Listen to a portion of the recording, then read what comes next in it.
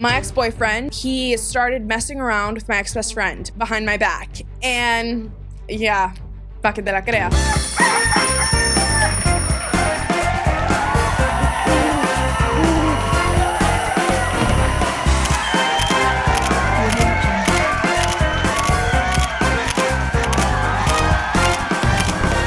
What is up, everyone? I'm your host, Alannized, and this is Noche de Pendejadas, your favorite podcast turned talk show en donde yo traigo a tus influencers favoritos para platicar y posiblemente sacarles sus trapitos al sol.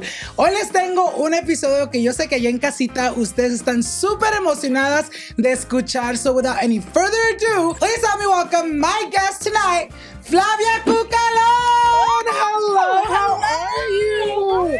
I am so excited to finally be making this happen. Too. I feel like this has been in talks, in works for a while now. Me too. I feel like, What has it been? Maybe like over a month and a half? No, more. Yeah, more. I feel like from when I found out about you, it was in your comment section, and I was getting like maybe 70 tags being like Flavia, and I was like, what's going on? And then I was like, oh, Noche de Pendejadas. You're like, ¿qué chingados es esto? I'm like, y'all want to see me? I'm like, okay. No, you guys, this has been a while in the making, and I'm so excited to finally make it happen because yo igual que ustedes, amigas, estoy súper emocionado de tenerla aquí y de saber un poquito más de ti. We went over a lot of things yesterday y pues, amigas, tenemos mucho chisme, pero antes de que empecemos con todo eso, cuéntanos un poquito más de what have you been up to? I know you've been traveling a lot. Yes, what has your day today looked like? Tell us a little bit more about that. Okay, so we woke up bright and early and we went to the airport because our flight was at 11, right? So we get to the airport, we get there at like 9:30, go through TSA, everything's perfect, everything's fine. Tell me why. We got on this plane, right? We got on this plane at 11. We're on the plane for an hour waiting for our pilot because he's still in the air. We didn't take off until I want to say maybe 12:25, 12:30. So we got here at like 2 p.m. We got here like an hour and a half late. At 2 p.m.? Yeah, when we were supposed to be here at 12. Yeah. Pinche pilot, se quedó dormido. I know, he was still flying. Yeah, he was still flying. He was still flying. So, I mean, I guess air traffic, I don't really know how it goes, but the ride went smooth. He was awesome. Takeoff, landing, it was perfect. I got here. Lo bueno que llegaste. Sí, Imagínate if I would have woken up to a message of you saying like, hey, our flight got canceled. Exactly. It could have been a canceled. It could have. But it didn't. It could have, but it wasn't. It was a delay. How was like you getting ready? Like obviously you had to drive to your hotel. Yes. You had to get ready. So we actually got a rental car. We got a rental car. And because, we're here until tomorrow. Yeah. We fly back a little bit later in the day. So we were like, you know what? Might as well make the most of it. Make the most out of our day. Got a rental car. We waited a little bit to get it. It was my first time actually renting a car. I didn't know that they charge you a fee if you're under 25. And I was like, they do. Damn, we have liability. Okay. We got the rental, drove to the hotel. Beautiful, by the way. Thank you so much. Thank you. My gosh, we actually ran into a supporter of mine. In the hotel? Yes, it was. I'm pretty sure she was working at the front desk. I love that. And she was awesome. She was so sweet. Hotel was beautiful. We went. Okay, so this was when I fucked up. I'm not gonna lie. I had no idea what to wear. I was like, I cannot be on Noche de Pendejadas looking, you know what I mean? So I was tripping and I was like, okay, I hate every single shirt I brought. I also forgot to tan. So I was like, you know what? I'm not used to being this pale. And I was like, I don't know what to do. We drove to Target. We were about to go to Tilly's. I literally bought shoes, a whole bunch of shirts, just to end up wearing what I had already brought. So I don't know. You look amazing though. The first thing I thought in my head, you guys, when she walked in, I'm like, oh my God, she's so beautiful. I feel like en verdad que sí, she matches how she looks like online. Amigas, no sí confirmo. Okay. Confirmo yo, amigas. And I'm so excited to have you here today. We have a lot to talk about. I know you've had a long day and it's about to be longer, amigas, porque tenemos mucho de qué platicar. Sí, Antes de que empecemos con todo eso, cuéntanos un poquito más de quién eres y qué haces for those at home that might not know who you are. Yes. Hi, you guys. I'm Flavia Cucalon. I'm 20 years old. Soy peruana americana, and I'm from the Bay Area.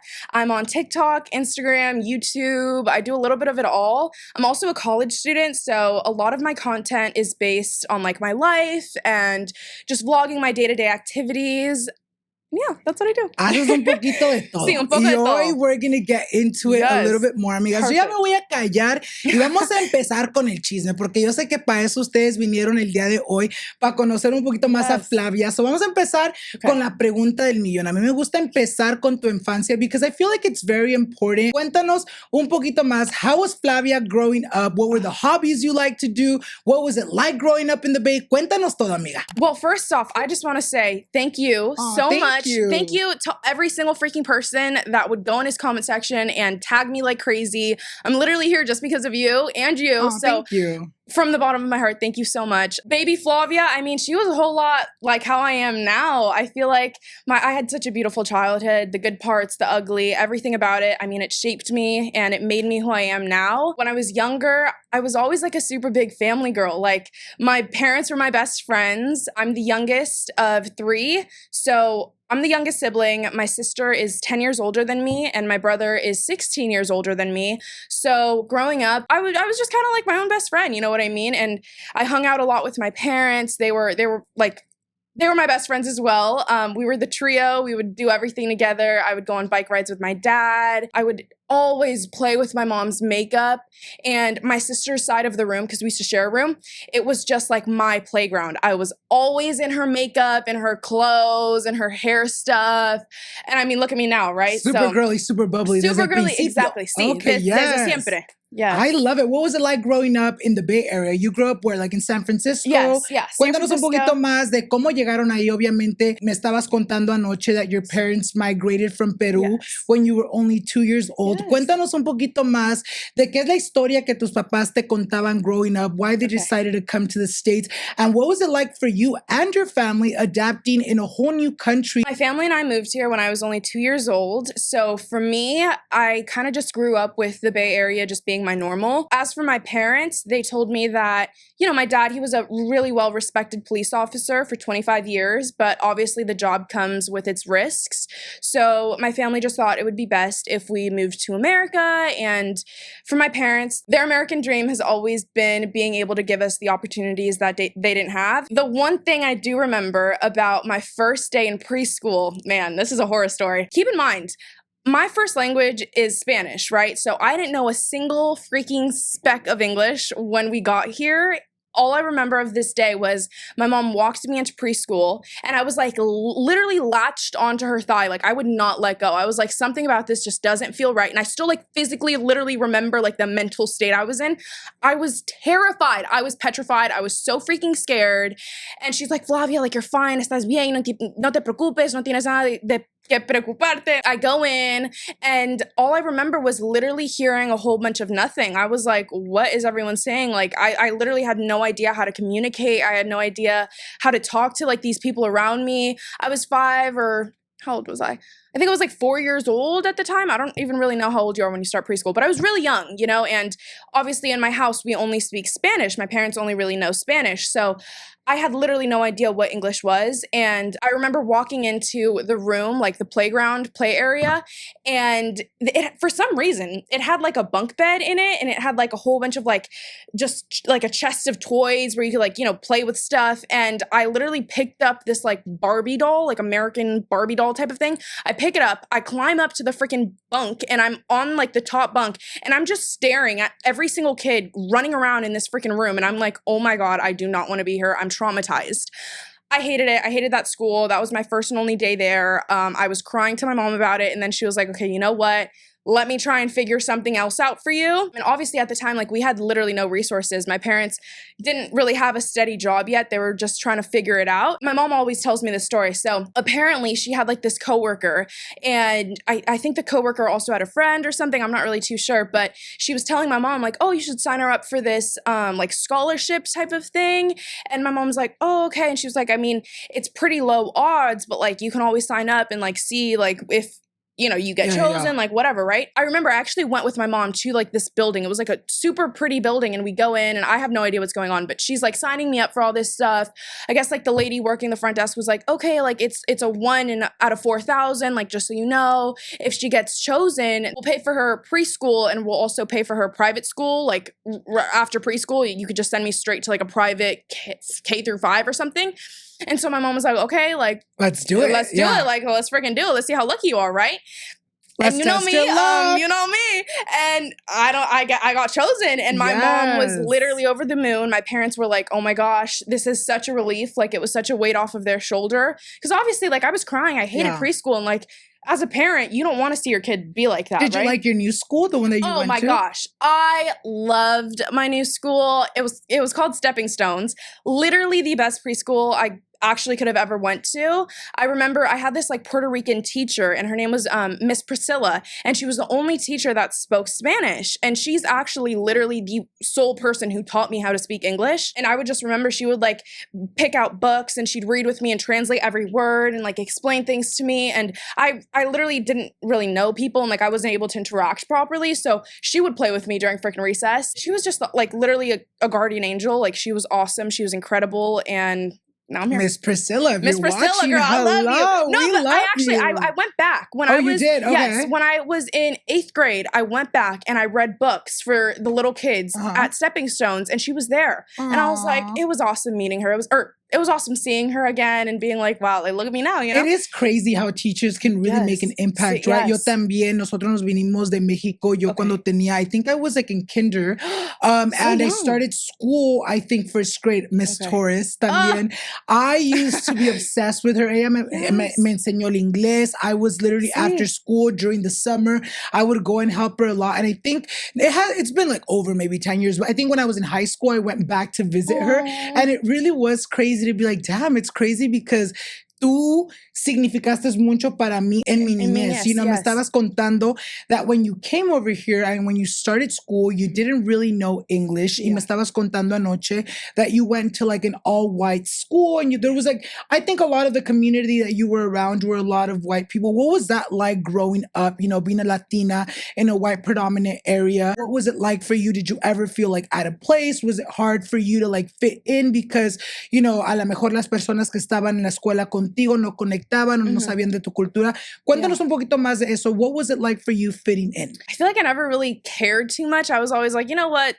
I obviously like any other person, I would notice when I wasn't really like too understood. I feel like sometimes, for example, the main thing was kind of introducing myself and being like, hi, like, oh, I'm from Peru, soy peruana, and they'd be like, what? Or I'd say something in Spanish, right? And they'd be like, oh, wow, like, you're Mexican? And I'm like, no, I'm freaking like, you know, there's other countries in Mexico, right? Like, what? So it was a whole lot of like having to educate people in a way and just being like, no, like, I'm from Peru, like Lima, Peru, like, this is like, oh, soy peruana, like, we speak Spanish in Peru, you know, and kind of just introducing my country, which obviously kind of sucked a little bit, but I guess that's how it always really was for me. I do definitely live in like a predominantly wealthier type of area, so I feel like when it was more of like a, you know, growing up middle class, but you didn't really feel middle class when like everyone's like living in a friggin' mansion, you know what I mean? So it was definitely like feeling like, okay, like I kind of have to make myself like, look as if I fit in, you know what I mean? And kind of just like playing it off. Yeah, literally kind of blending in, like, and you never really want to stand out too much because then it's like, oh, I don't want to be like that one And I feel like you already being Latina, you were already standing out. And like, keep in mind, this was like before the lighter hair, okay? So like, this is like curly black hair, like I'm just obviously very Hispanic looking. Like, I just felt like I always, you know, in a room full of like super light skin, blue eyes, blonde hair, I was just like, damn, like, no one really is like me, you know? Cuéntanos un poquito más de tu cultura. You know, nos cuentas de que tus papás y tú migrated from Peru. How much was the Peruvian culture, you know, instilled at home? Like, what were things that you guys would do? Honestly, like everything. Like, somos peruanazos, you know? My mom, super Peruvian. My entire family is super Peruvian. My entire family is super proud to be Peruvian as well. My parents didn't feel like, oh, like now that we moved to America, like we're American, you know what I mean? No, like it was always like, tú eres peruana, hablas español. Like, for example, like this is another thing. Since we moved here when I was really young and I only knew how to speak Spanish, I never really learned how to properly write it. So my parents, they ordered me, to any Peruvians out there, you might know what the book Coquito is. It's like a Peruvian dialect, I guess. What's the word? Dialogue? Like a dictionary kind of thing? Not a dictionary. It's like a... Is it kind of giving like Inglés sin barreras type of thing? Yeah, kind of. Okay, It's like kind of like a workbook type of thing. Okay. You know, where you like just learn how to write Spanish and how to write stuff and like the proper nouns and blah, blah, blah, whatever, proper grammar. And I would just do that during the summer because I wasn't going to summer camps, you know? So I was just like in my coquito, writing my stuff. And like my parents would just watch Caso Cerrado. My mom would always be watching Caso Cerrado. And I'd be like, okay, like it helped me like maintain Spanish and stuff. And as for like being Peruvian, I mean, like I was saying, my family is super Peruvian, from our food to our traditions to like the way we embrace our culture. It's something that we're just super proud of. So I'm super, super, super blessed and lucky to have a mom who's not only just a fantastic cook, but just the best Peruvian cook out there. I really wish every single one of you guys could try my mom's cooking because she is seriously the best. She makes the best lomo saltado, the best ceviche, the best ají de gallina. I'm gonna need to go prove that. I'm like, theory. I really, you do. Amigas. And I really should have brought you a papa rellena. What's like seriously. one thing that you like loved growing up to eat? Like what was your mom's favorite meal que te hacía? Well, one thing, so I guess it's kind of like our tradition. Every single Monday, my mom makes lentejas. And it's supposed to be like for good fortune and good luck. That was my favorite growing up. She makes it with like a celery like salad type of thing. So freaking good. And another thing my mom does is like every single birthday, instead of going out to a restaurant, you get to pick a plate that she makes because that's how good her cooking is. Like I'm not kidding you guys. I am the restaurant, Y'all babe. go to Benihana, honey. I stay home. Like my mom's cooking is so good, and I would just always be like, oh, ceviche de pollo or papa rellena. Ceviche de pollo. Ceviche de pollo. I've never had ceviche de pollo. Yes. I don't know if it's actually like a Peruvian dish or if it's just my mom, because my mom's just so funny. My mom's perfect. She was all chopping it up in the kitchen. Yeah, she just be She's like, we have some leftover chicken. Seriously, because Those are the best meals though. The ones that you just check what you have in the fridge and let's make something. Yes. And it's like, how does she do it every single time? It's just freaking amazing. But I'm not like the biggest fish person. I don't really like seafood. I don't fuck with seafood at all, actually. Like ceviche is made from fish, but sometimes like it's like a little too fishy for me. Like I can't eat it. You know, I'm the texture. Right. Like I'm picky and it's like wet. Like I don't know.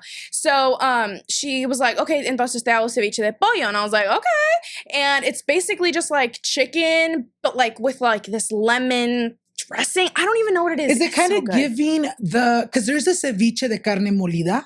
Oh, I've never there is. I don't know what it's called. It has like a specific name, but it's literally a ceviche de carne molida. Yeah. If you guys have ever had it, it's really good. So I can only imagine. I think it's something like that. Cooked and marinated it's in cooked lemon and marinated, too? yes, in lemon. And like that's what gives it like that ceviche type. I'm going to need to try that. I'll bring you. I've had ceviche. I'm like, girl, I will make her keep that word.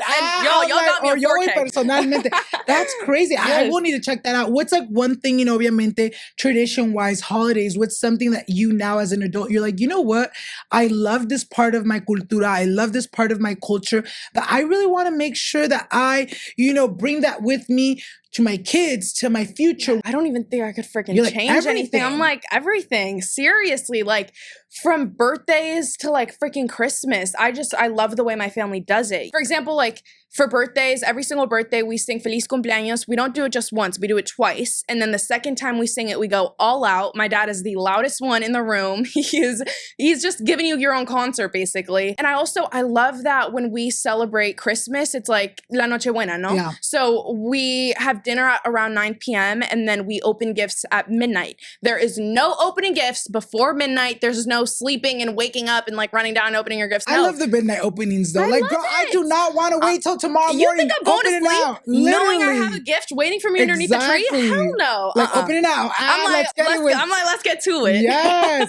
What do you feel has been the hardest thing when it comes to living in between two cultures? Obviamente, I'm sure your life at home was totally different than your life at school, your social life. Yeah. What do you think was like the hardest thing that you had to navigate like growing up? The hardest thing was really being able to be both at the same time. Obviously, soy peruana americana. I'm a citizen in both. And it's like, I'm not just American and I'm not just Peruvian. I'm both. Like I feel like it's more of being able to embrace both cultures without, if I'm being too white, then it's like, oh, you're whitewashed. Or if I'm like being too Peruvian, then it's like, oh, like you know what I mean? Yeah. It's really hard to be able to embrace both, but I feel like it definitely is possible. Being Peruvian doesn't look just one way. It's kind of the way you embrace your own culture and like the pride you carry. So for me, it was more of just like, you know what? I'm going to be whoever the hell I want to be because that's who I am and because I want to. You know, it's not like, oh, I'm going to dye my hair lighter because I want to be a freaking white girl. No, it's I want to have.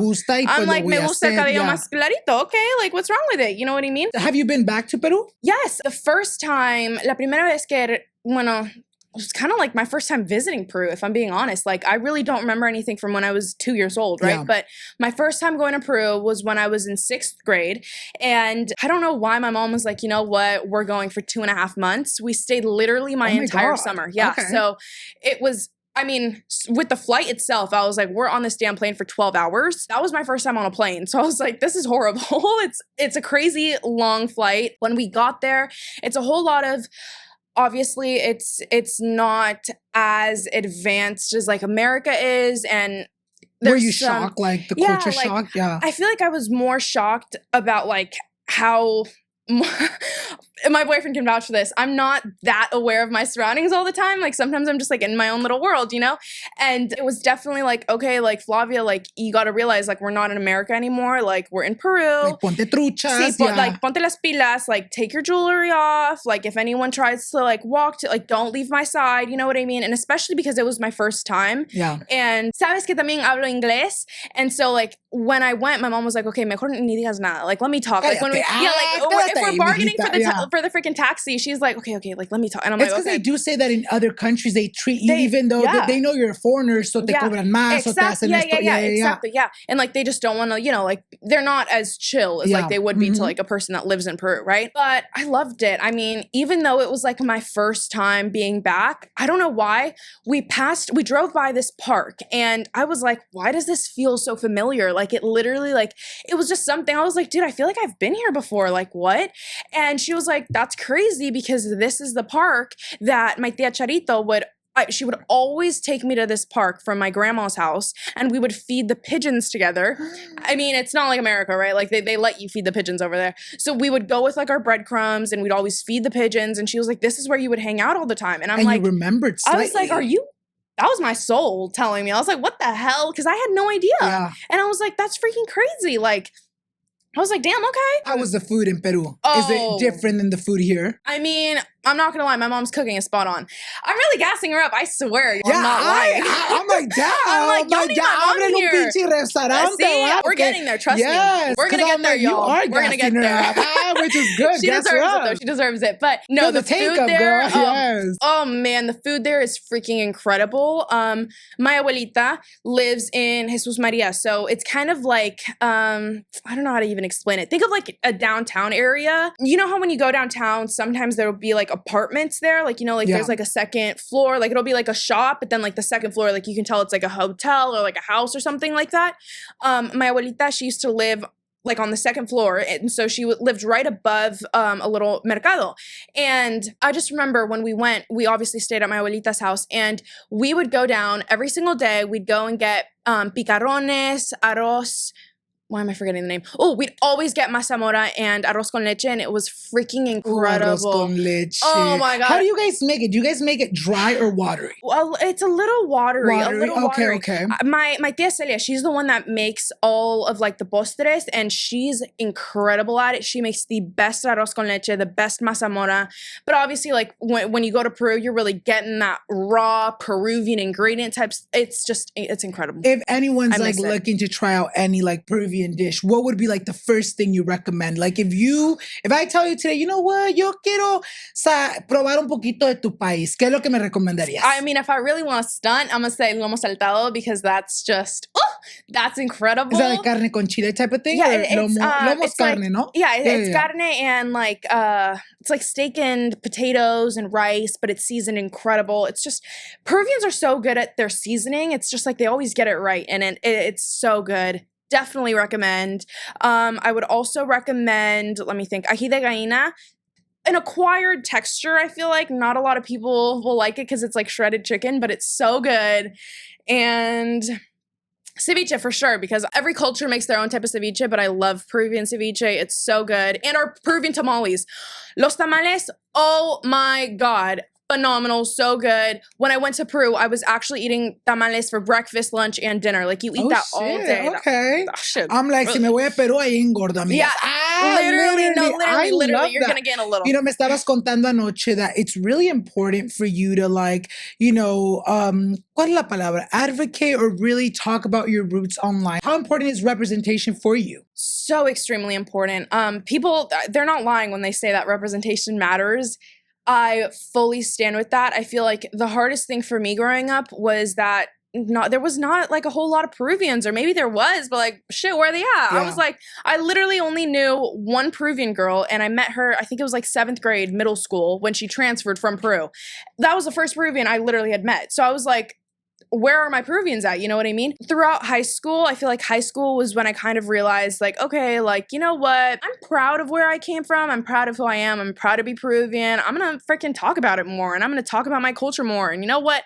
I was like, I remember I had the little Peruvian flag like next to my name on Instagram. I was like, you know what?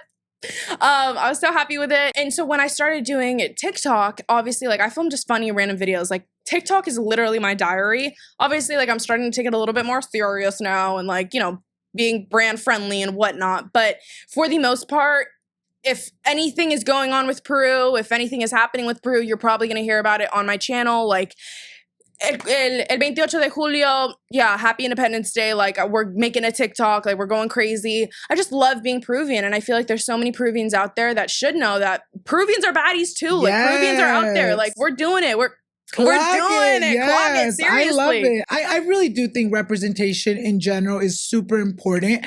And, you know, like you said, you're very vocal about your roots. And I love the fact that maybe other Peruvian women or men can go to your, you know, your page and feel seen. Because like you said, you know, se escucha mucho. You know, a lot of people, I think, nomás porque hablas español, dicen, eres mexicana. Yeah. No, mi amor, existe El Salvador, Perú. Exactly. Existen otros países que no son México, que hablan el español. Yes. And I'm glad that you're, you know, embracing your roots. Quiero platicar un poquito de la relación con tus papás. Nos cuentas de que growing up, you know, you had a great relationship. Cuéntanos un poquito más de eso.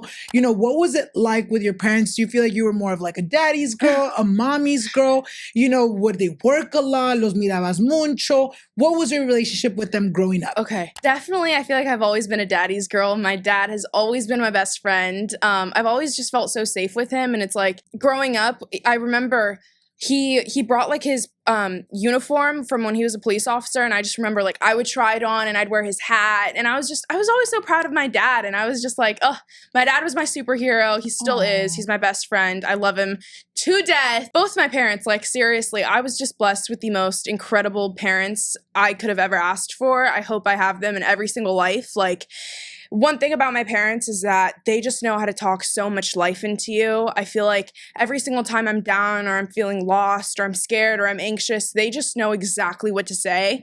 I'm about to cry. Oh, I love it. Go cry. I'm like, we have tissues on deck. They'd be like, no llores, pues. I will, trust. Yes, girl, I love it. But it was definitely hard. I feel like my parents, my entire life, they've worked pretty difficult hours. Immigrating here, it's not like they, you know, came with like a freaking career. Like they kind of had to leave everything back at home. Both my parents also didn't graduate university, so it's not like they had a diploma that they could like bring here and just be like, oh, like this is like, you know. So they definitely worked pretty difficult hours. Did that inspire you growing up? Oh, 1000%. I feel like it inspired me so much because even though my parents came with nothing, they somehow were still able to always give me everything. They never failed to provide in every single aspect. So it was definitely like, wow, you know, I feel like for me, it was more of just like, damn, like I don't want to say I feel bad at all because it's like my parents would kill me if I said, oh, I feel bad for them. Like, no, like I'm so thankful for them, and I'm thankful for all the sacrifices they made. But obviously, like I felt growing up, I used to feel like, damn, like my dad went from being like a super well-respected police officer and like doing his dream job and like fulfilling, you know, all his goals. And like he literally had the career he wanted, the career he fought so hard for. And, you know, now he has to go and like be a freaking baker. And like, there's nothing wrong with being a baker, but it's like, I know for my dad, that was definitely a shock. And I was like, wow, like my dad had to give up so much. Same with my mom. They both had to give up so much. They had to give up their comfort, their stability, their family. They had to give up everything just to be able to give us everything. So it was definitely very inspiring, very like, you know what, I owe it all to them. And I feel like that's kind of why I do everything I do. I feel like growing up, I always kind of knew like, it was always in the back of my head that I'm my parents' retirement plan. You know what I mean? Like my parents, they're not going to be able to just, you know, freaking, ¿cómo se dice? Retirarse. Retire. Jubilarse, like, exactly. Like, yeah, sure, they can retire when they're like 65 or whatever. But like, in my dream world, I wouldn't even want it to get that far. I've always said that my dream is to retire my parents, and hopefully one day I can do that, because if anyone deserves it, it's definitely them. I love that. oh my God, you guys. I'm like, Casi lloro yo. I'm like, casi lloro yo. That is so nice. You know, I love the fact that you talk so highly of them. It really shows, you know, the life that they gave you, and you're so appreciated. You know, nos cuentas de que you knew growing up that they gave up so much, that they did a lot for you. Yeah. Growing up, did that kind of like instill something in you, as in the form of like, oh, I can't fuck up. Like, I gotta make sure that my parents' sacrifices are worth it. Yes, yeah, 1000% yes. And especially because both of my siblings are so much older than me that it's like, if anyone's fucking up, it's literally just me, you know? So it's like, I'm in middle school, fucking living life, like experiencing things for the first time, and it's like my freaking siblings are already like damn near graduated, like they're making my parents proud, they're making money, they're making moves, and I'm still here being a little kid. It definitely felt like I can't even afford to like let them know I fuck up, you know? It's like I never want to disappoint them. I never want to make a hassle out of anything. So I feel like growing up, a lot of people say that strict parents raise sneaky kids. I feel like it goes both ways. Like parents that give up a lot and like, you know, like immigrant kids, like they also kind of raise up with the same type of mindset of like, you know what, let me handle this myself before it gets to my parents, because I don't want to worry them, you know? And also because my parents are older than me. So my mom had me at 40. This was actually a really funny story too, and I've talked about it before on my channel. My mom, she went to the doctor and she got told that she was having like signs of menopause, that she was going through menopause, and so she wouldn't be able to have kids anymore. And my mom was like, okay, like I had to, like I guess it's fine, whatever. She started having her fun, you know what I mean? Like she started doing her thing, and all of a sudden like she just was having horrible stomach cramps and like was just like feeling weird, you know? And so she goes back to the doctor, and the doctor's like, hey, you're pregnant. I literally have no idea how this happened, but you are pregnant. Like you will have a baby in your stomach. And the doctor did tell my mom, he was like, actually, I don't even, you know, she was like, because I don't know their gender, but I'm going to assume it's a girl. The doctor was like, just in case, so you know, your child might have a disability. And my mom was like, okay, well, you know what, whatever it has, like I'm gonna love it no matter what. And yeah, so that's how I was conceived. And then boom, all of a sudden I'm born, and I'm like, yeah, baby, I'm a miracle. That's right. Like, I love it. You're like, aquí estoy. Like, aquí estoy. Cuéntanos un poquito más de la relación con tus hermanos. Nos cuentas, tu hermana te gana con 10 años, tu hermano te gana con 16. What was like your relationship with them growing up, and how did you feel about the age gap? You know, because I feel like that's a huge age gap. Did it ever feel like you were growing up like as an only child? Did it ever feel lonely? Did you ever feel like your siblings didn't understand you, or where you were at in life because they were in different stages? You kind of nailed it. Like it definitely did feel a lot of times like I was the only child, and not even in like a bad sense. It just sort of felt like, and I've told my sister this so many times. Her name's Sandra, by the way. Hi, Sandy. Hi, Sandra. We love you, girl. I would always butt heads with her because I felt like she was more so trying to be like my second mom and trying to like, you know, just protect me and like guard me a little bit too much, and was just always a little bit too strict and too stern. And I was like, oh my God, like here we go. Like she was just literally my biggest off growing up. Like I was like, dude, I got to snitch as an older sister. Like what the fuck? You know what I mean? I was just always getting annoyed with her, and I was like, bro, like I literally can't do anything. And for a really long time, I was like, damn, like I wish I had an older sister that like I could talk to, and like an older sister that I could confide in and like, you know, tell her like, hey, like this is what's going on. Like, what do I do? Without telling. Exactly. Yeah. And like, I've always known that my sister is there for me no matter what. And I've never once questioned what her intentions were. It was just more so of, you know, sometimes I felt like I needed a sister more so than I needed another guardian, because it's not like my parents were doing a shitty job with it. But obviously then again, I do totally understand like we did depend a lot on her growing up. Like I said, my parents worked very difficult hours. So for the past 18 years, I think, my dad has started work at 3 a.m. I remember actually, it was in the 5th grade when my dad would work at super early, 3 a.m., and my mom would start at 4. So she would leave the house at around 3:30. And my sister had just gotten into, I think it was SFSU. Driving from my house to the city, especially in the morning, like there's a lot of traffic. If you live in the Bay, you know how Bay traffic is. It gets crazy, right? So she would have to leave the house at like around 7 a.m. And obviously like I start school at 8:30, right? So I couldn't get dropped off at 7. And so there was no one to drop me off. And my mom would drive me to my tia Celia's house that lived like super nearby. She would just drive me there, drop me off at 3:30 in the morning. I'd walk up my tia's stairs and then I'd knock on her door. She'd let me in. I'd fall right back asleep. And then I'd wake up at like 7:30, wake up. She'd make me my breakfast and then she'd drive me to school. We relied a lot on my sister and I totally understand that she felt like she had to kind of like fit into like that maternal role. But growing up, it was kind of shitty. I was like, dude, like I literally have 3 parents. Like I can't do shit. Like I really can't get away with anything. You know what I mean? Where like it finally hit you? Because I feel like, you know, I think what happened maybe, you know, as a kid, maybe you were very much like, oh, like my sister's my op, you know, but we were, as kids, I feel like we kind of see the negative in like the good intentions of people, you know, oh my God, you're a fucking party pooper. Like I can't even do this because you're going to go tell mom or I can't even confide in you. Did it ever get to a point where like you understood where she was coming from? I feel like I always knew it. Like I always knew that what she was doing was because she felt like it was her role. Like she was like, you know what, this is my baby sister. My parents aren't super aware of everything that's going on. Obviously, she's way more familiar with like our, you know, like American culture, I guess, like that's the word, like, you know, with like how it is here in the States. And so she was always trying her best. And I always knew that she was trying her best. And I never like hated her for it. It was just always like, damn, like I wish like I was able to talk to her more. And I wish we were able to have that closer sibling bond. But I feel like I think it was like my senior year of high school when that dynamic really started to shift. And I was like, you know what?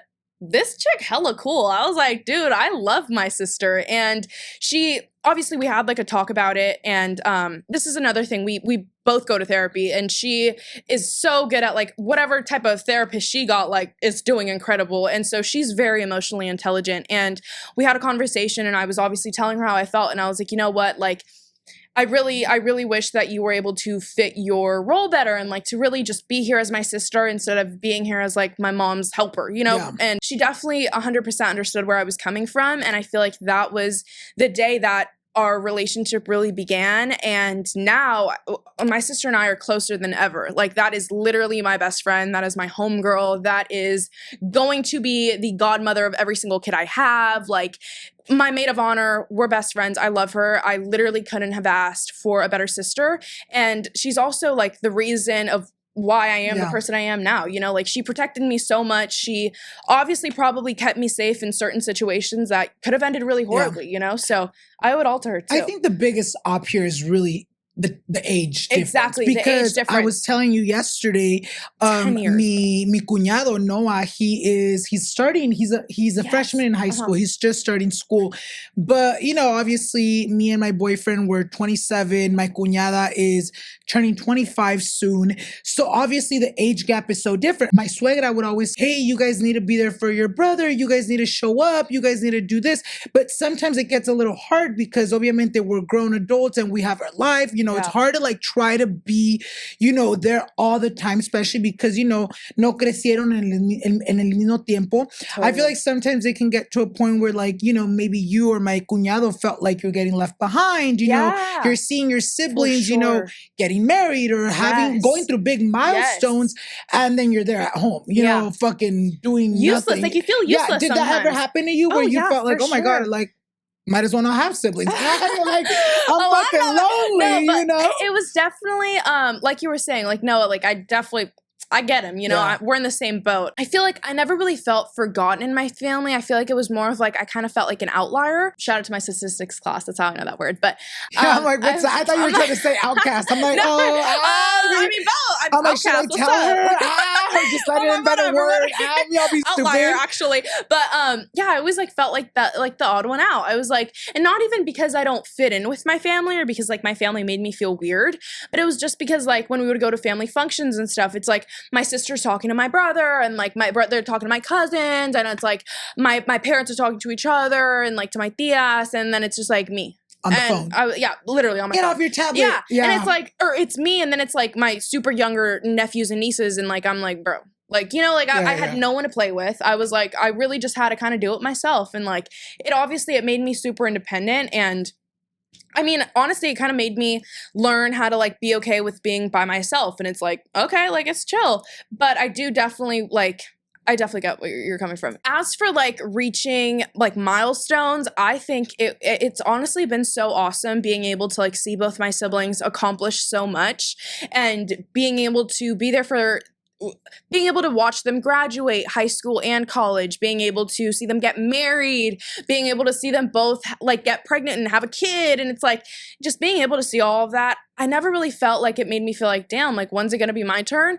I mean, sometimes I'd be like, man, like I hope I'm making my parents as proud too. But I feel like for the most part, it was always like, wow, everything I'm dreaming of is possible. Like, I feel like for me, I always took it as reassurance. And I was like, if they're doing it, I can do it too. And just like with the way my family is and like with the way my siblings are, every single thing they've accomplished, they never once thought of it just being theirs. Like they've always been, it's ours. Like this is, oh, hey, like we're moving out. This is my new home, but like you can come here and stay here whenever. Like we have a room just for you. Hey, super like united. It's super united, super close. And so I was always like, okay, you know what? This is a sign that every single thing I'm dreaming of, every single thought I have in my head, every single thing I want to achieve, I'm going to do it. And my siblings are just freaking proof of that. I love that. They served as great role models. Exactly. I love that. That's the word. Quiero platicar un poquito más de Flavia en la escuela. You know, let's talk about how you were in middle school, high school. How would you describe yourself? Do you feel like you were super smart? Eras un poquito burrita? Eras peleonera? Eras to yourself? How would you describe like those school years? Badass. Like, I don't know. I was just always like that bitch. Like, yes. I feel like, I don't know.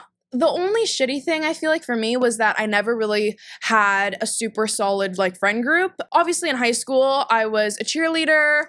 I was pretty smart. It's not like I was like doing horrible in school or anything, but it just never really felt like school was my type of thing. And especially high school. I feel like high school is when I really started to notice that like, even though I was a cheerleader and even though I had friends, I was always like, do I really like fit in with them? And like, I feel like high school is such a defining moment, and it's like when people really start to come up with their own beliefs and their own values, and like they really start showing everything. And I feel like, I don't know, I feel like I never really saw things the same way as some of my friends, and so it was kind of hard. I really only had like one best friend who really stuck by me throughout all of high school. Shout out Isabella.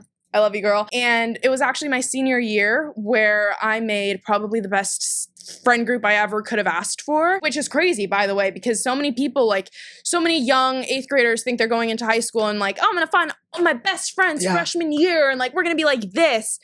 It's probably not going to be like that. And if it's not, it's completely okay. Like it's normally not like that. You know what I mean? They only really show that in like Glee and like high school movies and like whatnot. But for the most part, high school is where you're growing up, and you're not the only one growing up. Everyone else is growing up around you. So I learned that like every single person kind of forms and becomes their own person. And if you aren't really getting along, if you're not really fitting in, then it's okay to walk away, and it's okay to wait until you meet the people that are right for you and that you will fit in with. So yeah, I don't know. I loved high school. I feel like I met some really awesome people.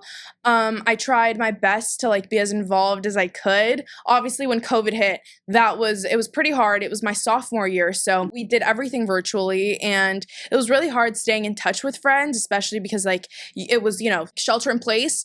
It was hard to like be able to form and to sustain and maintain those friendships, especially because they were kind of already rocky for me. The lockdown kind of ended up being a little bit more of like a blessing in some ways for me, because obviously, thankfully, because so many people went through so much. But the way the lockdown kind of looked for me was I was so bored on my phone, and I was like, dude, like I'm trying to make some freaking friends, like what's going on? And I actually ended up meeting 2 of my most incredible best friends in the entire world. Sophia and Ray, what's up? I'm like giving everyone shout outs. I'm like, girl, we all here. Yeah, we all made it. We all made it.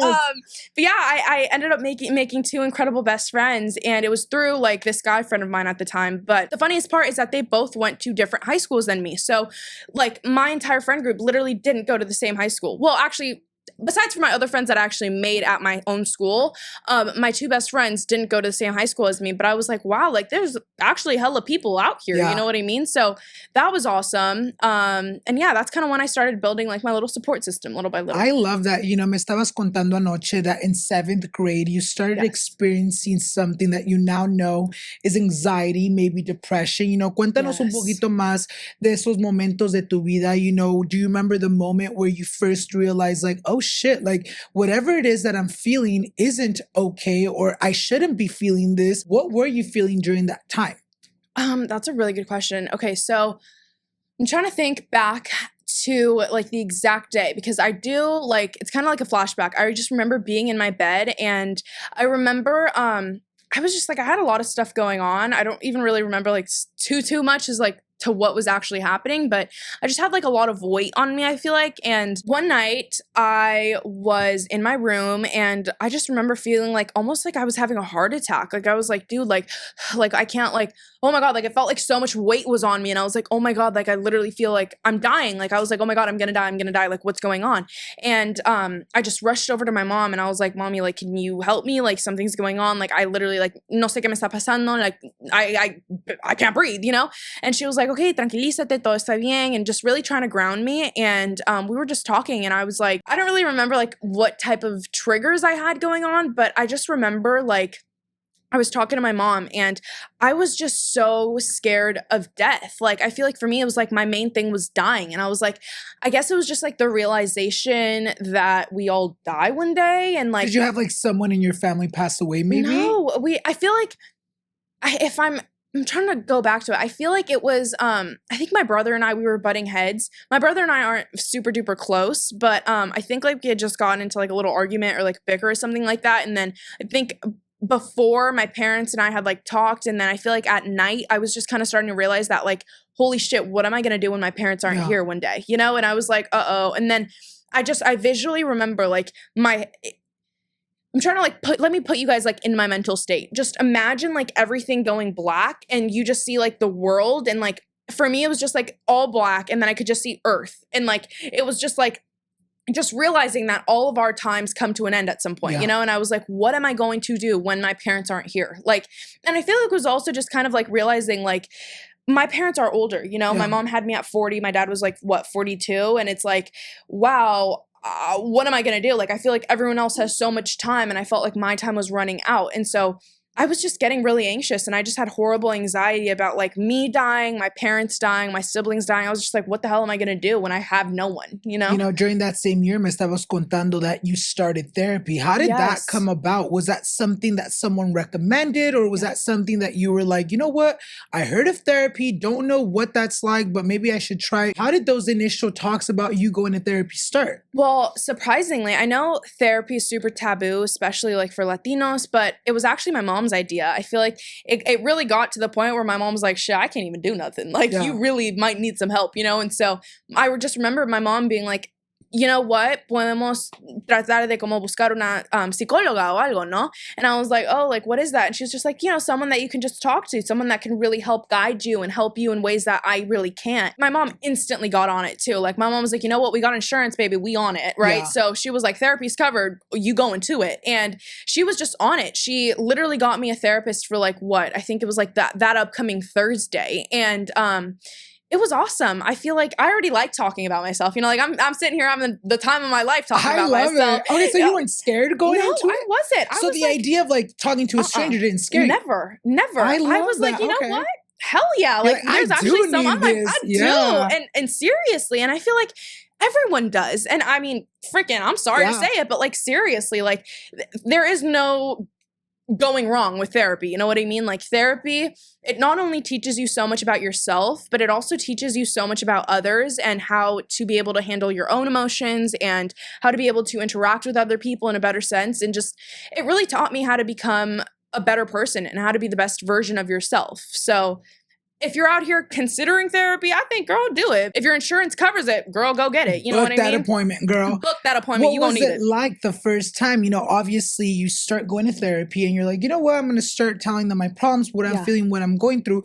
Was there like a certain thing that maybe your therapist told you that made so much sense to what you were feeling, to how you were feeling?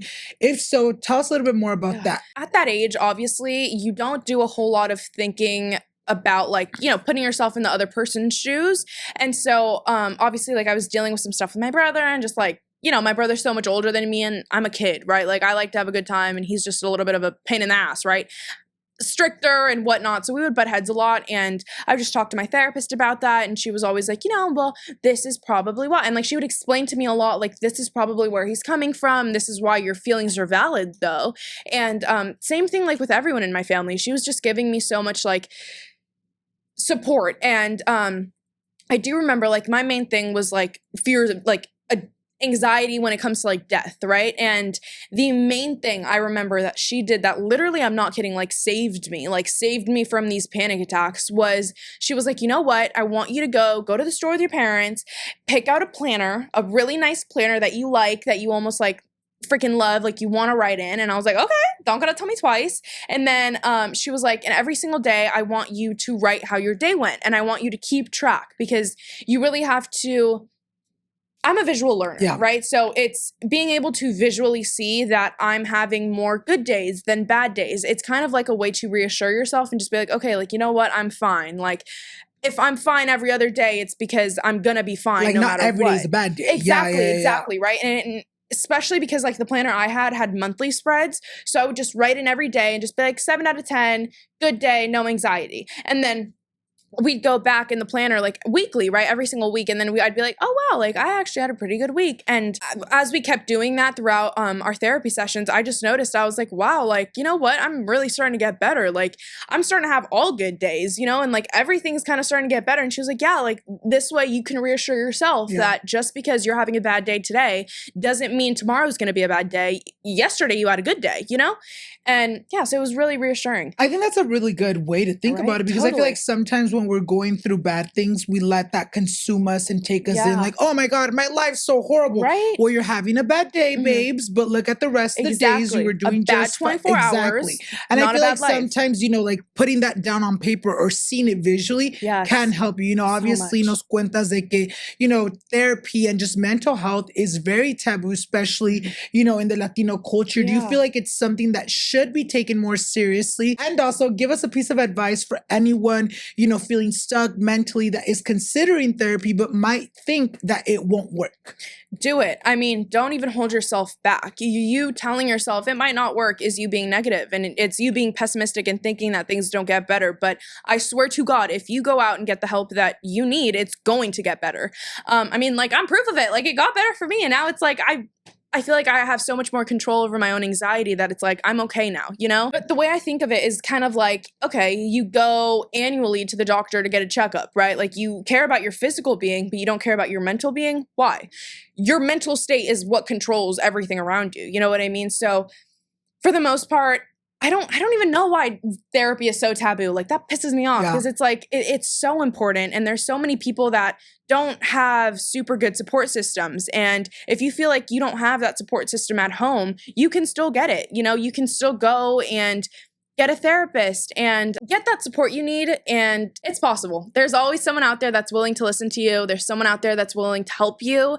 And it's always possible for you to become a better version of yourself. And it's also never too late to start. You don't need to start therapy when you're super young. You can start at 30. You know, you can start it at damn fucking 60. You can start it today. Go get it. Yo quiero platicar de las redes sociales. Obviamente ahorita te vemos en chinga para arriba, para abajo. La gente le gusta tu contenido. We see you blowing up, going viral, but it wasn't always like that. What was it like that made you be like, you know what? I want to grab my phone and start documenting my life. I want to start showing myself up online. What sparked that interest? And what was your first viral moment where you're like, oh shit, all right, people are loving me, I can do this. What was that like for you? Okay, it was actually really funny. I don't even remember the exact year. But my best friend and I, we were on the phone. We were like, you know what? Fuck it. Like, let's just start a freaking spam TikTok, post a shitload, see where it gets us, right? Like, I feel like TikTok, at least like what, junior year, like everyone was taking that seriously. You know what I mean? Like everyone was posting thirst traps on TikTok. Like you posting stuff you want your crush to see on TikTok. Like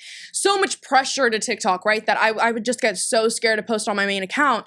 And even though I wanted to, I was like, you know what? I'm trying to talk. Like I'm trying to post some funny videos. Like I'm trying to be me. And so we were just like, you know what? Fuck it. Like YOLO, let's do our own thing. Let's make that spam account. And I was like, you know what?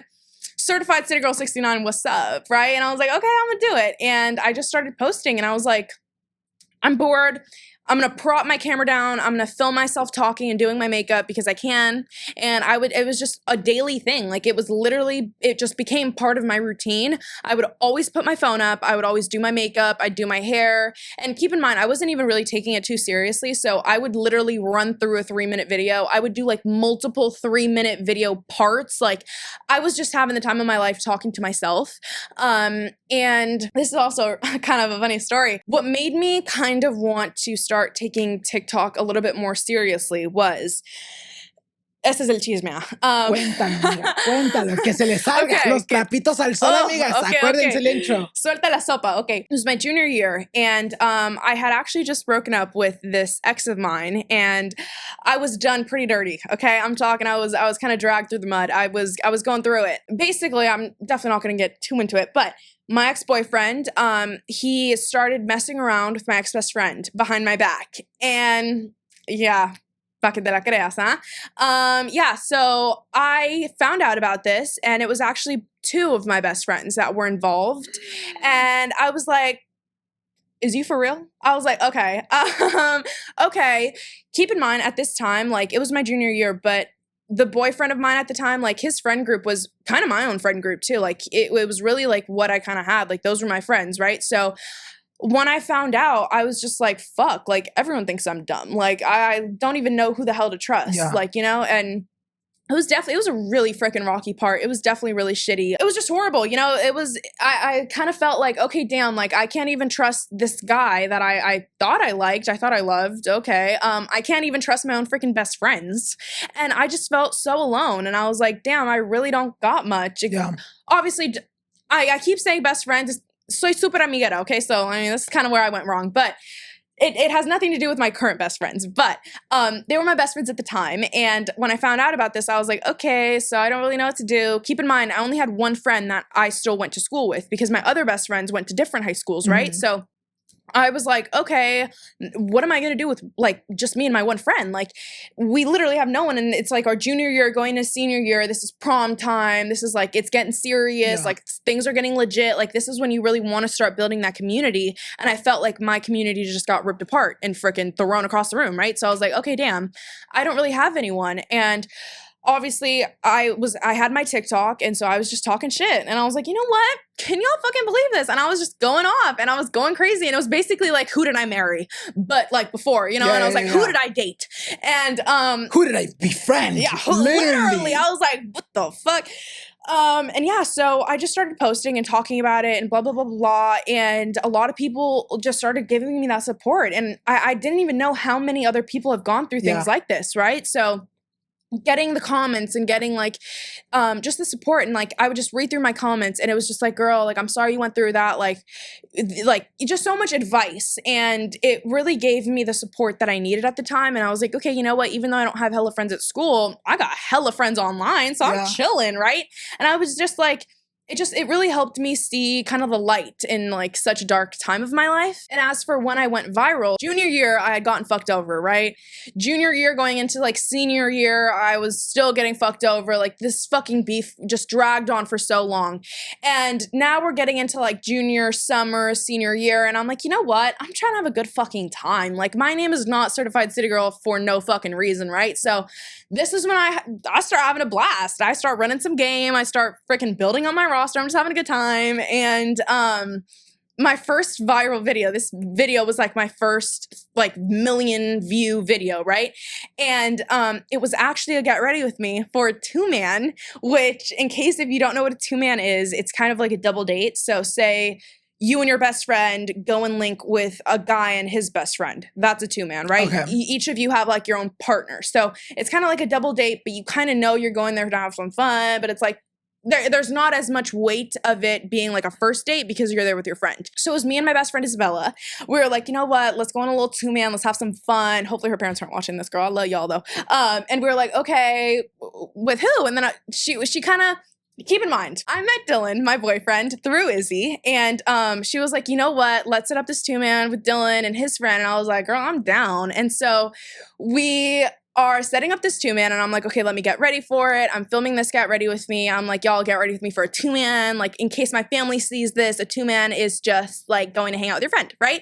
And people fucking went ballistic. Like, they went crazy. They were like, oh my God, you're hilarious. Like, they were just laughing so hard, and they were like, the definition of a 2-man, like, just freaking loving it. I posted this Get Ready With Me, right? And then I just logged off on my TikTok, and I was hanging out in my 2-man, right? I was having a good time. And then the next day I come back, and it's like at 1.2 million. And I'm like, holy fucking shit, I'm at like 5,000 followers. I had what, 400 before? I was like, what the hell is this? So that was like my first like, oh my God, like, what the fuck? You like, know? do I pack my bags, go like, to I was LA? like, do I delete my account? Or like, what do I do? Call me now? Yeah, like literally, I was like, hello, Hollywood. Like, what's up? And I'm not gonna lie though, I was so embarrassed. I was like, oh fuck, like this is when I really all the need videos, this is the one that goes viral. Yeah, I was like, dude, fuck. I'm fucked if like Dylan sees this. I'm fucked if my parents see this. I was like, oh my God, what'd I do? And then I was like, you know what? Fuck it, I'm gonna block people. And then I just blocked hella people. And I was like, okay, family, blocked. Friends that I'm not super close with, blocked. Dylan, blocked. Boys, blocked. Everyone was just blocked, right? And I was like, okay, I'm gonna keep having fun.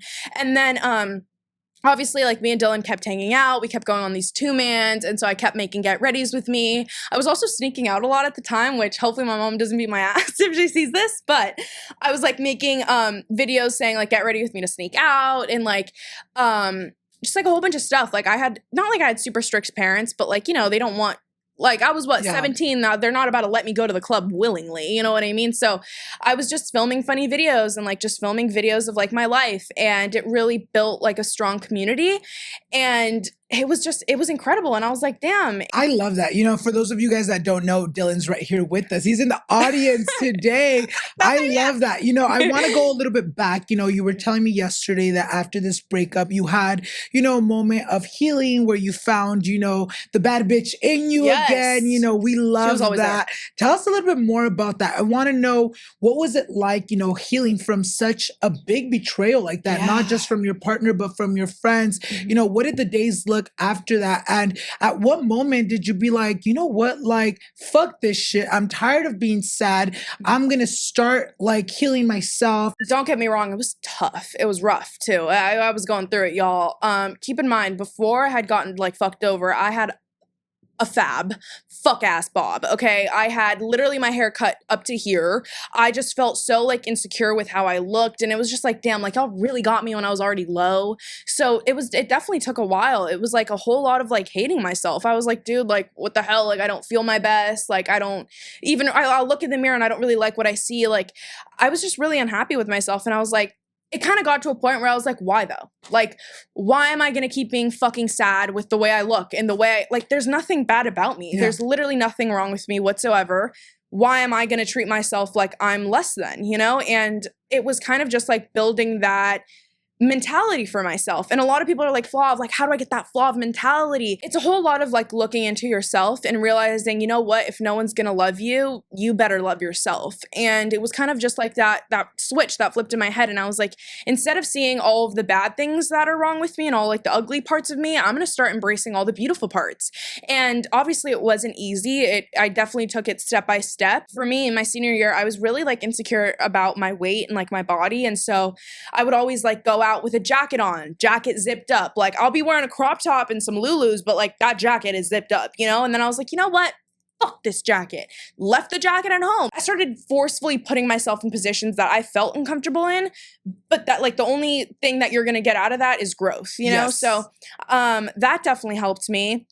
I kind of started just embracing my body and being more comfortable with myself. And I kind of just started becoming my own best friend. I was like, you know what? I can't even trust these bitches, so I'm gonna trust myself. And I was like, I got it for myself. That was my next question. You know, after that big betrayal with your friends, do you feel like after that it kind of became a little harder for you to trust girls or trust like new girlfriends because you were like, fuck, like if my other two best friends fucked me over, que me espero de la otra? You know what I mean? Did that kind of cause a little confusion in the way you started befriending girls? Not really. I feel like it should have. It definitely should have. And I mean, trust me, like I'm one to learn my lesson from the first time. But it was also just like, I don't know. I'm very optimistic. And I was like, just because I met, two rotten apples, it doesn't mean that the rest of the world is fucked up.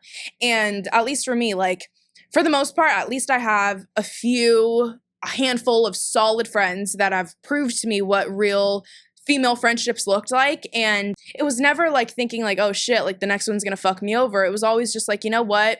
Those did, moving on to the next. You know, it was always their loss. It was never mine. And so I never really let that kind of move forward with like my other friendships, even though I definitely should. I feel like I should learn to be a little bit less trusting and like less out there. But I don't know. I fucking love meeting people. Like I love meeting friends. I feel like human interaction is literally like the core of humanity. Like it's like what makes us human beings. And it's like, I want to be your friend no matter what. Like if I get fucked over, okay, that's my lesson to learn. What happens is meant to happen, whatever. And like, we'll keep going. And I feel like that's a great mentality to have because I feel like if you would have maybe closed yourself off, you could have ran into a lot of friendships that could have potentially be great friendships, but you're like, no, chinga tu madre, no te voy a hacer caso. But I'm glad I'm just holding myself back. It would only hold yourself back. Si alguien te va a traicionar, que te traicionen, you'll deal with it, you'll grow from it, and you'll heal from it, you know, which I think is a good thing. Right, and I learned that it never said anything about me. It only spoke about them. So I was like, whatever. We'll keep it going. During that time, I feel like for women, I feel like going through a breakup is really hard, you know, no matter the situation. How important do you think, you know, was it for you and in general for the women watching at home? How important do you think it is to find self-love during this journey? Like, I feel like a lot of women, or even men, if you're listening, I know we also have men watching. How do you think, you know, during that, like, almost grieving process of the relationship, how important is it for you to, you know, find self-love and spend time with yourself rather than going out, partying, drinking, you know, doing ho shit? Like, which do it. It helps a little. But you know what I mean? Like, how important was it for you to be like, you know what, I really want to focus on me during this era? Oh my gosh, so important. I mean, I don't really know if it was just kind of like the way I was raised, but I learned that you can either hide your emotions and hide your feelings and hide what you're going through, or you can really embrace them and really feel them for what it is. And I feel like I kind of grew up like being told like feeling your emotions is what makes you human, right? And like that kind of goes back to that therapy. Like if you get done wrong, don't just expect like, okay, fuck it, I'm gonna go out and like, you know, like it's not like that. Like you're never going to actually heal from it. You're never going to learn the lesson you were supposed to learn. I think it's super important to be able to give yourself time to heal and not just, you know, jump into like having fun. And like, I don't know if you guys have heard, like after breakups, like guys always seem like they're having a better time, and like guys will go out with their friends and like they'll have a good time, and then it's like they only really feel the breakup a few months in, right? Like after 3 months they're like, damn, like I'll start missing my girl. Really do prioritize the healing first. And it's so like when the guys come back, you're like, bitch, already you're like, bitch, I'm good off you. Yeah, like you could have came back maybe a month ago. Exactly, and like keep it like that. Yeah, like we learn, right? Yeah, you learn. Yeah, and keep it like that. Like that's literally the healthiest thing you could ever do for yourself and just for your future you too, right? Like letting yourself learn the lesson that you were supposed to learn, just letting yourself feel it too. I love that. You know, quiero platicar un poquito más de tu relación ahora con Dylan. You know, obviamente you go through that, you guys. Tell us the crazy fun story of how you guys met. I think that's a really cool, exciting story. Like the two men. Tell us a little bit more about, you know, how did you guys make it official after going on dates? How did he ask you out? How did he be? And how did you be like, you know what? Maybe I want like a relationship more than just little dates. How did that go for you? Dude, so weird because he's right here, so I can't even talk shit, huh? No, I'm just kidding.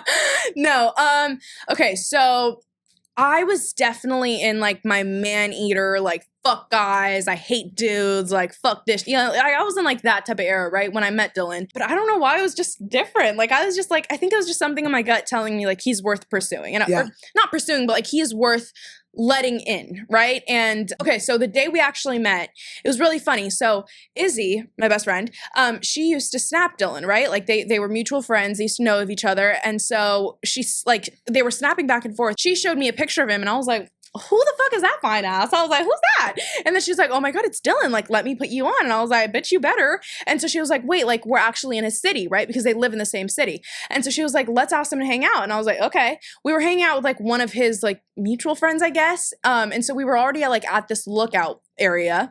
And she snaps him. She's like, hey, like, do you want to hang out? Like, we're with blah, blah, blah, blah, blah. And I'm with Flavia and blah, blah, blah. And he was like, what? Yeah, sure. Like, I don't know. He just pulled up. Yeah. And I see him pull up in his big white truck. And immediately I'm like, oh, the fuck? And then he hops out and I'm like, oh shit, that's my man. I was like, okay, like that's my man shit. Like what? Right now, yeah. Instantly I called dibs. I was like, okay, yep, I want him.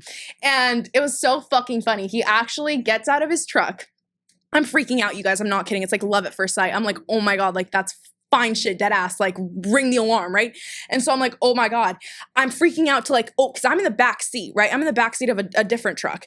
And Izzy and her friend are in the front, whatever. I'm in the back seat. I'm like, oh my God, like what if he walks up here? Like, let me try and unlock this shit, right? He's walking up to the car, you guys. I'm shitting bricks. I'm like, oh my God, like this is my first like, and he's literally going to open the door, right? To say hi, right? Bitch, I lock it. I lock the door in his fucking face. And he's like, and then he walks away and I'm like, oh, I just fumbled. What did I just do? Was it tinted at least? I'm pretty sure. Okay, it was tinted and I was like, are you fucking kidding me? And then I was like, dude, now I can't even like say hi. Like this is awkward, right? And I was like, oh my God. But we ended up talking. We ended up hanging out. He was beautiful, beautiful personality. And then we just kind of kept it going. And I don't know, he just intrigued me. Like, he was older, and I was like, oh, he's cute. And, like, I don't know, it's just everything about him, his personality, like, the way he made me feel. And it was just, I was like, you know what? I'm getting green flags. Like, I'm getting good vibes. I'm like, you know what? Like, we're going to see where this goes. And we were talking for some time. We became friends. It was obviously a little bit different, or a little bit harder because he was already like a year older than me. So I was a senior and he was already, you know, graduated. And so I was like, oh, like, I want to do this, like do all my senior activities. And it was just like, oh, like, should we lock it in? You know, I just remember like the day he asked me out, he picked me up. We were hanging out. It was literally a regular hangout, you guys. And March 21st, okay, let's not forget, it's raining. It's literally pouring rain and we're driving in his truck. And I'm just feeling like the shit, you know, I'm just doing my thing, looking cute and pretty, whatever in the front like seat, this right? My Passenger truck too. I'm like, girl, this is my whip. Like, let me drive the boat. What's up, right? I'm having a great time, whatever. But I don't know why. I get like this weird feeling. I'm like, okay, something's going on. Like, I'm like, what's going on, right? We park up next to like this train, right? We're just sitting in the car, like it's raining, and I'm just like, uh-oh, like something's about to happen. But I'm not getting good vibes. I'm like, uh-oh, like what's going on, right? I'm thinking like, I'm like, uh-oh, he's gonna end it with me, right? It's Coldplay. Coldplay, I think it was like Sparks is playing or something, like a sad song. So I'm like, oh my fucking God. He's like, Flavia. The tone. Yeah, I'm like, oh, fuck. He's like, Flavia, like, I think we should talk. And I'm like, oh, like, I'm about to get ended with. I was like, oh, hell Let me beat you to it. Yeah, so I was like, okay, y'all, let me lock in, let me regroup, let me see where this goes, right? So I'm like thinking of like what to say. He's talking and he's just like blabbing, whatever, talking. And then finally he's like, I don't know, like, will you be my girlfriend? And I'm like, oh shit, like, okay, let's go. Imagine if you would have beat him to it first. Yeah, right? And if I probably would have. I do the same thing too. I probably would have. I feel like I probably would have. I feel like I kind of did that before. Honestly, I think it was like Valentine's Day, like a month before. I think like something, oh my gosh. Yes, I think it was like a month before. I think we're hanging out or something, and I don't know why. It was Valentine's Day, and I was like, okay, he didn't ask me to be his Valentine. Like, something went wrong, and I was like, okay, this is weird. And, like, we're hanging out, and I'm just getting a weird vibe, and I'm like, you know what? We're done. Like, we're done. Like, I don't, like, this shouldn't, like, no. Like, it's not working out, right? And then he's like, oh.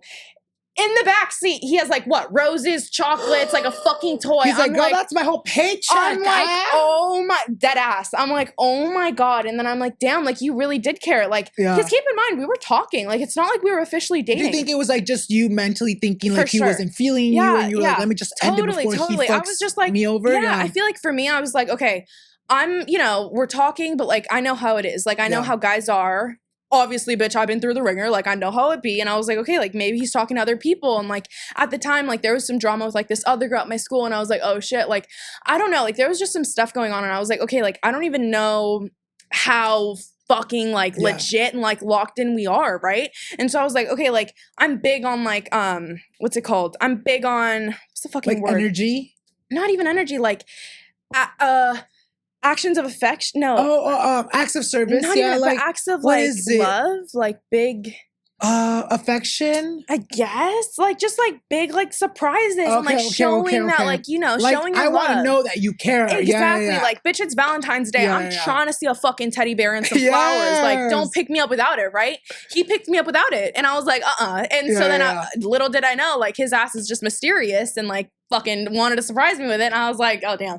So yeah, that was a funny part. But we've been together now for what, 2 years? Like, he's my best friend. If I can give you only one word to describe the relationship, what would that word be? Fuck, that's a good one. I don't know.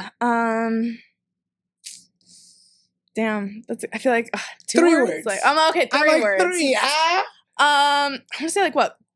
Growing up together. Like I feel like him and I both were kind of like, we're growing up, like we're becoming adults together. And like, we were literally just talking about this today. Like, wow, we feel so grown up, like just picked up our first rental. Like, you know what I mean? Yeah. Like we're definitely experiencing a lot of things together for the first time. And it's awesome. It's like, wow, like I was saying earlier, like growing up, I really grew up alone and like, I grew up doing things alone. And now it's like, I have my best friend to do everything with, right? And it's like, just kind of like, that's my person and I love him and it's great. Nos cuentas un poquito de tu historia. You know, you've gone through heartbreaks, then you found your príncipe azul. Yes. You know, you found love. What piece of advice would you give someone watching, going through a breakup or heartbreak that feels like it won't get better? It always does. For one, don't ever think that things don't get better because they do. Like everyone can, you know, vouch for that. But I feel like you were saying, like, encontré mi príncipe, but for the most part, I became like my own príncipe, right? Like I became my own prince. Princesa, that part. Like reina, I really, reina, that part. Let's get to the queen part. Yes. No, but seriously, like I really became my own first like love of my life. Like before I even met Dylan, and like still to this day, like Dylan could probably fucking preach for this too. Like I love myself above everything, and really realizing that you can't expect someone else to love you if you don't love yourself. Like you have to love yourself 30,000 times more than you can ever love anyone else, right? So it's a whole lot of like, you might not feel that love, especially like I get so many DMs of like girls being like, oh, I just finished like a 6-year relationship, or like I just finished a super long-term relationship and blah, blah, blah, blah, blah. Don't ever think that like your life went to shit. Like don't think that the love of your life is gone. No, you are the own love of your life. Like you can find your partner, you can find, you know, your soulmate and whatnot, but for the most part, you're always going to be the own love of your life. And I realized that, and I feel like that's why it was really easy like being with Dylan, and like not a lot of things like affected me, I guess. And I was like, you know what? I love myself more. Like when we ended that one day, I was like, you know what? We'll end whatever, but like I still have myself, right? Like realizing you always have yourself no matter what. You don't need another person to validate you. You don't need another person to make you worthy enough. You are completely more than enough. And you just really have to realize that and really love yourself to the fullest. I really do agree with that. Yes. I feel like, especially for the women watching at home, I feel like a lot of the time, you know, they want to feel validated by a man, but you shouldn't. You know, tú te tienes a ti misma. You know, you can love yourself more than a man can love you. Respect yourself more than a man can ever. And it's great that you found that self-love because de aquí para adelante, you're like, you know what? I know I'll be fine. You know, obviamente no, ojalá que nunca pase nada, but you know, no. Pasa. I'm Yo like, I'm not gonna But you know, it's great because I feel like you do need to have that, you know, para no dejarte ir. Ya para terminar, dinos en dónde te miras tú en los próximos 5 años, whether that's career-wise, relationship-wise. ¿En dónde te miras tú? Well, hopefully con mi diploma. Right now I'm at a community, so I really want to transfer to a 4-year. Berkeley, if y'all are watching this, y'all get me in, please. Seriously, like, fingers crossed. Pray for me, y'all. We're trying to get in there. ¿Qué estás estudiando? I'm doing communications right now. Okay. Yeah. I mean, pretty broad, like, major. I mean, I'm hoping. You're really good, too. Thank you. I feel like your communication skills are really good. Yes. Thank you. But yeah, so hopefully with my degree, and hopefully I don't really know if I'm going to keep like the whole social media thing going on. I feel like that would definitely be my dream. But when people like refer to me as like an influencer, I'm always like, really, like, I don't really see myself as that. I feel like literally every single person that follows me is more of like an influencer to me. Like, they all influence me. Every single person that's in my comment section being like, oh, Flav, like, I love it when you do this. Oh, Flav, you should try out this. Like, you guys are influencing me to literally do what I do every single day. And so hopefully I keep it going. Like, I would never want to like leave any of you guys. I feel like you guys are just my family. So hopefully I'm still doing social media, or definitely not having like a full like kid yet or anything like that, but I would definitely like to like have my own place by then, and like have hopefully my own house and engaged. Maybe. I'm like, how old am I in 25 years? Wait. Well, in 5 years. How old am I right now? Well, I can't even hit you with the you should be engaged, because I've been with my boyfriend for 10 years and we're not engaged. Okay. But so I'm like, hopefully you're engaged. I'm like, hopefully I am. Hopefully I'm married. I'll be there, y'all, right? Hopefully I'm married, not engaged. Hell yeah. I think 15 years is mucho. Like, yo, time's running out. Come on. No, literally. But I know every single one of your dreams and everything you aspire se te va a cumplir. And I really have been having such the time of my life. You know what's so funny? I normally never film Fridays, only because I feel like Fridays I like to really like sit down and take in like the Friday episode. But I love the fact that I'm spending my Friday night here. Right? I am having these are literally the best plans ever. I love it, you guys. Y si ustedes todavía no la han seguido, amigas, ahí les voy a dejar our social medias down below, as well as on the screen. Y también no se les olvide seguirme a mí, so you guys won't miss any future episodes. And with that being said, thank you once again for being here. Thank you. I love you guys. Thank you, so much. And thank you guys so much for watching, and we'll see you guys in the next one. Bye, guys. Bye. You did so good.